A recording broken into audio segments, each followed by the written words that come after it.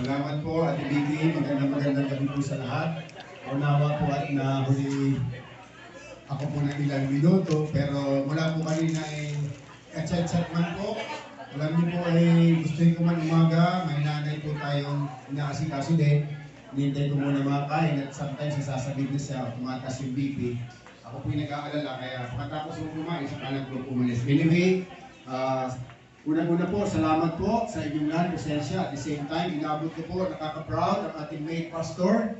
Alam niyo po, hindi lang sa ganitong pagtitipon siya, namumuna ng laging mabuting pagkasama-sama, ay I feel proud po na madalas po sa LGU Labo ay lagi po namin siya nakapiling pag-flag ceremony, kasama rin po ni Sir Pastor Busan, ang ating pong barangay na naka-proud po. At the same time, ako rin po ay gusto ko sabihin na proud din po ako, bagamat hindi na madalas tayo nagkikita-kita kagaya noon, ngunit sa maikling panahon, chat-chat text, nabubuo po yung ganitong pagtitipon. Unang-una, salamat po sa ating alagang nangabala, sa mga host po natin, Section Guava ng Sones and Company. Ano po? Alam ko na iilan man sila, talagang grabe po yung effort para lamang po dito. At syempre, alam natin pong lahat na magiging masaya rin tayo kung kapili ang ating sabi ng our dear mentors.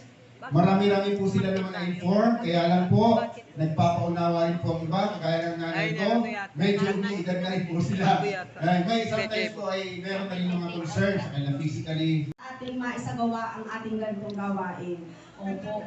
So sa pagkakataon po ito mga batchmates, labis po ako natutuwa sapagkat sa pagkakataon po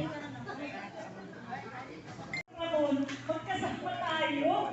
Kasi, o sino pa? Baka naman magbanggit ka ng banggit dyan, hindi mo kayo banggitin lahat. Maricel, nasaan ka na? O yung mga luto mo, pag mag-event sa Tuloy na Lupa National High School. Ayan, sabi ko, ay, Maring Annabel. O, kita mo na yan, kakumari ko na si Annabel. At saka yung papa po dyan. Sige na, maya-maya na tayo magpakilalanan. Sabi ni Eva ulit, ngayon mama, ka-attend ka na. Excited po kami pag nadating yung mga teachers kasi yung words of wisdom daw. Oy, ano naman share ko? O, sige na, isa lang. Ito talaga.